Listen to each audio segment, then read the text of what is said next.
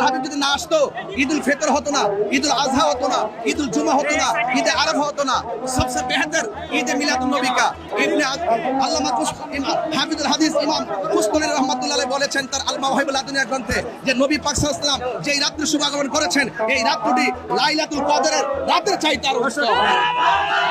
সুতরাং যার দ্বারা আপনি সবকিছু পাইলেন, তার আগমনে আনন্দ উল্লাস করা, জশ্নে জুলুস করা এবং নাত রাসূল পড়া, সানায়ে মুস্তাফা, আজমতে মুস্তাফা, শানে মুস্তাফা, নাতে মুস্তাফা, নবীর সম্মান করা, এটা দলিলের ব্যাপার না, এটা হলো মহব্বতের ব্যাপার।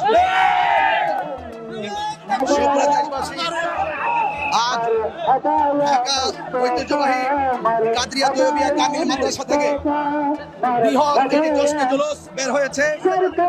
আপনারা জানেন ঢাকার এই জুলুস অত্যন্ত সর্ববৃহৎ একটি জুলুস। পীরে বাঙ্গাল আল্লামা সৈয়দ সাদের শাহ হুজুর কেবলা মুত্তাসিলুল আলী হুজুরের নেতৃত্বে এই আজকের জশ্নে জুলুস অনুষ্ঠিত হচ্ছে। আপনি নিশ্চয়ই মিডিয়া হিসেবে দেখেছেন, জুলুসের শুরু দেখেছেন, শেষ কিন্তু আমরা এখনো পাই নাই। সুতরাং এই আজকের এই দিনে আনন্দ করা, র্যালি করা, উৎসব করা, এটা নিয়ামত পেলে আনন্দ করতে হবে, অনুগ্রহ পেলে আনন্দ করতে হবে।